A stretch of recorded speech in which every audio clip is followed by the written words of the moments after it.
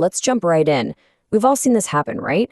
A huge crisis hits, and boom, there's this global flood of prayers and good vibes. But what if that's not actually enough to make a real, lasting difference? Today, we're going to dig into why our very best intentions so often seem to fall short and what it really takes to grow. The path to any kind of real growth, it usually looks a lot more like this winding road than some straight, easy highway.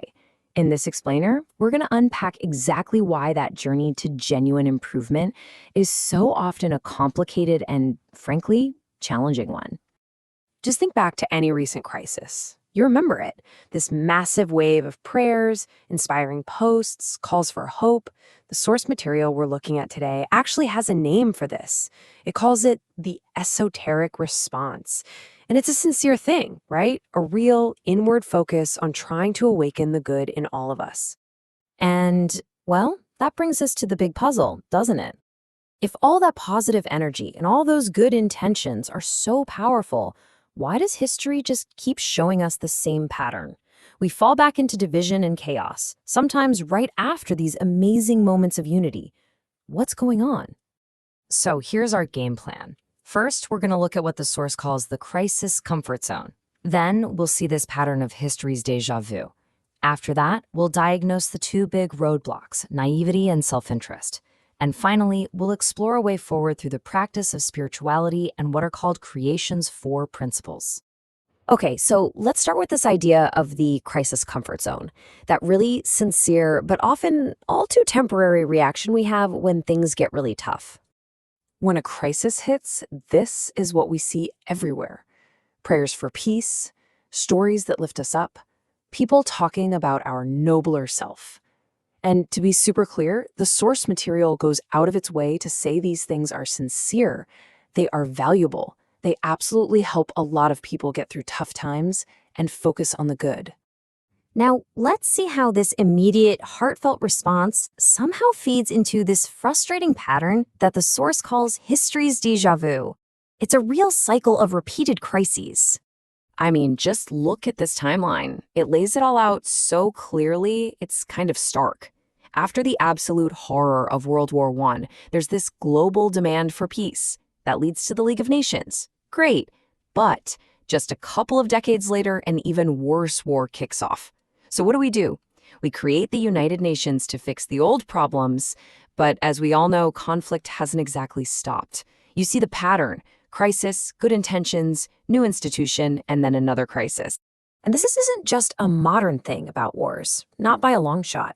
The source argues that this cycle echoes all through history, in politics, in social upheavals, even in other pandemics.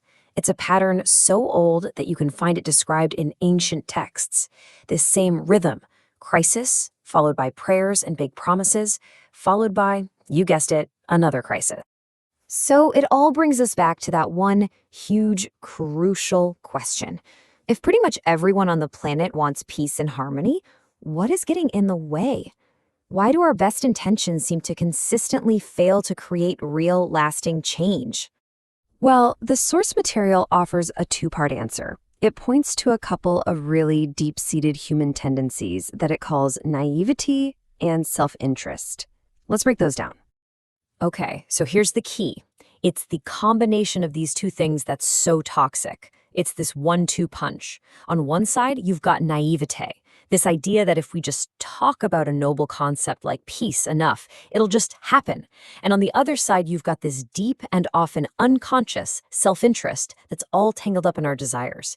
This is the mix that just keeps tripping us up. Now, you've probably heard this before, right? When someone tries to explain what real growth takes, and it sounds complicated, a really common reaction is to ask this very question. But the source argues that this isn't really a request for simplicity. Instead, it's often a desire, a hidden desire, to just not be disturbed from our comfortable little bubble. Let's be honest, real change takes real effort. And it's just so much easier to ask for a simple, passive answer than it is to do the hard work of understanding and then actually applying a more complex one. And to illustrate this, the source uses this fantastic analogy, comparing true spiritual growth to something really practical, mastering a golf swing. Think about it. Hitting a golf ball seems simple, right? But to do it well, you have to first understand all the complex little details: your stance, your grip, the physics of the swing itself. Then you have to practice a lot. Dedicated, repetitive practice.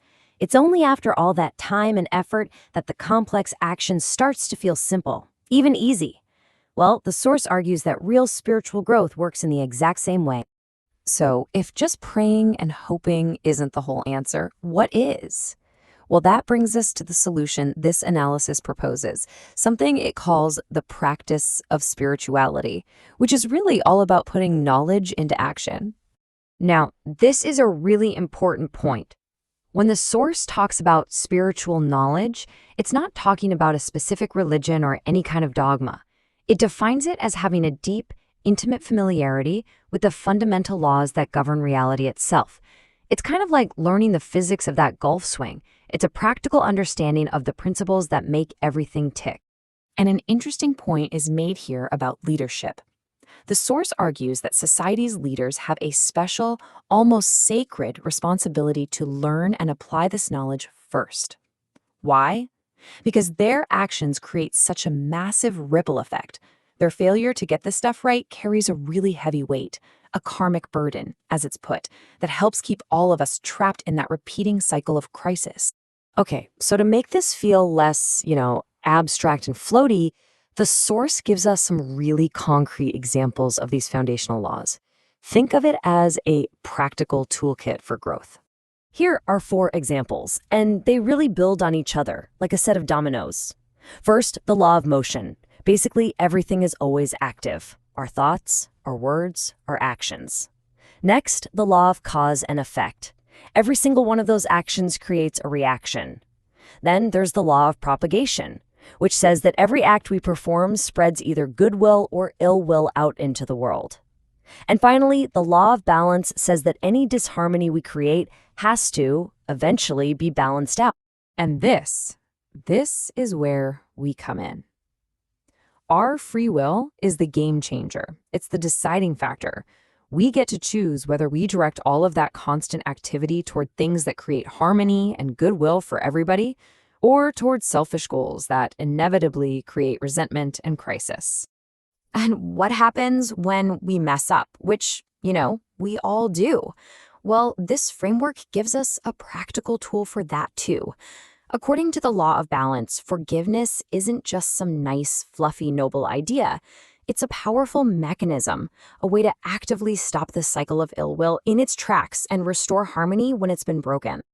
And all of this brings us to the final, crucial takeaway, which is really a question for all of us. Do we really need to suffer through yet another crisis to learn these lessons? Or can we make the choice to do the hard work of growth right now? The source suggests that deep down, we can all feel whether our actions are going to lead to harmony or to discord. The choice, it seems, is always ours to make, crisis or no.